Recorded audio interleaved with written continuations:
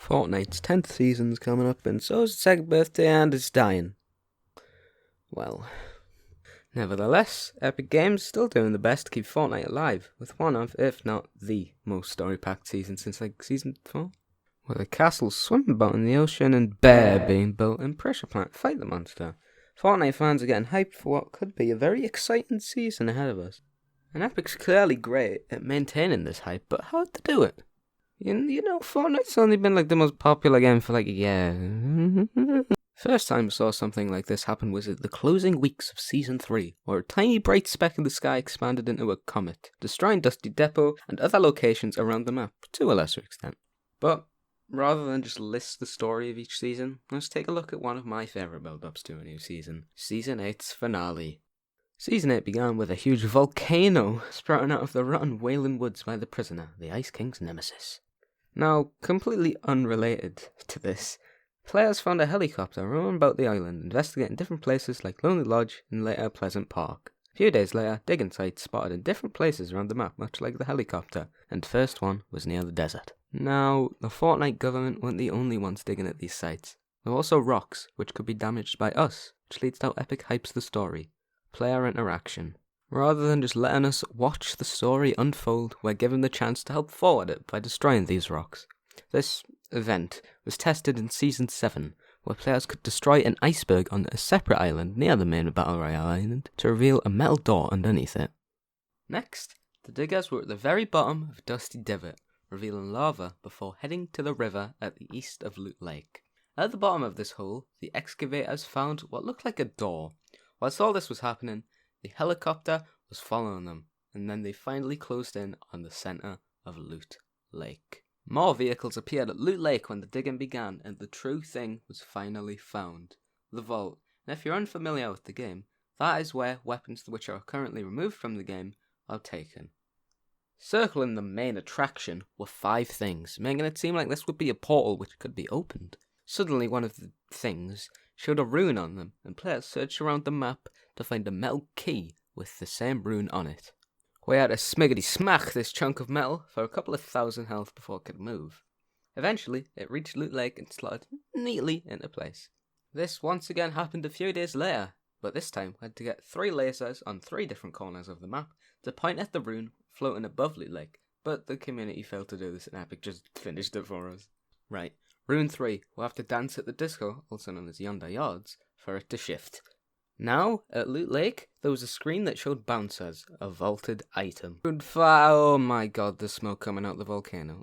Yeah, so when we were busy finishing the runes, the volcano just began to smoke, and it just got really high and red, and it was scary, and I didn't like it.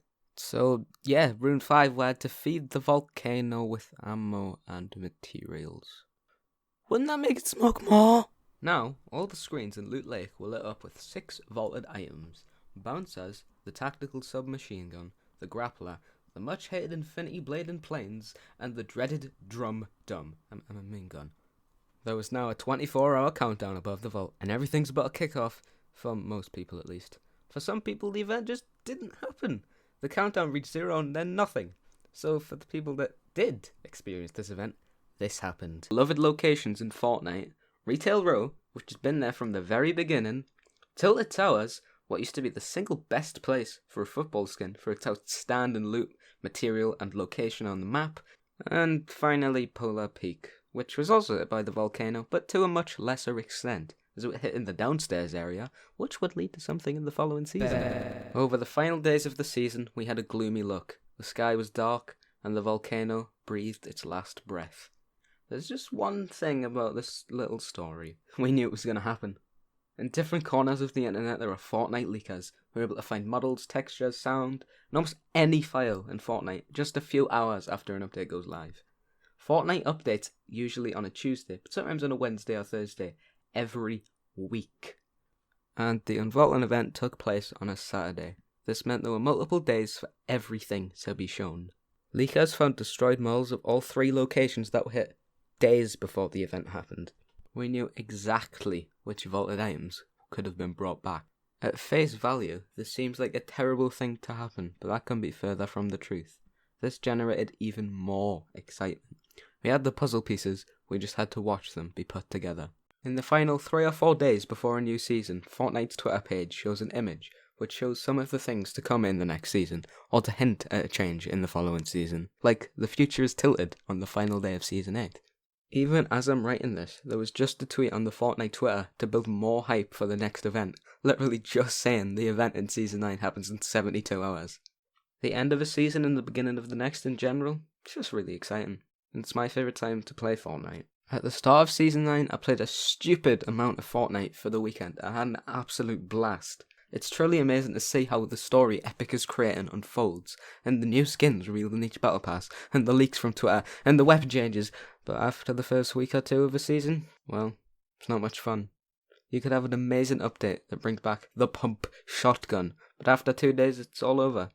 Although it's awful to wait 7 or 8 weeks for a story that could disappoint us Season 7, the burst of excitement the end of a season brings is truly amazing, and who knows if the return of Minecraft will kill Fortnite, or if we could just have 2 fun games, living and thriving.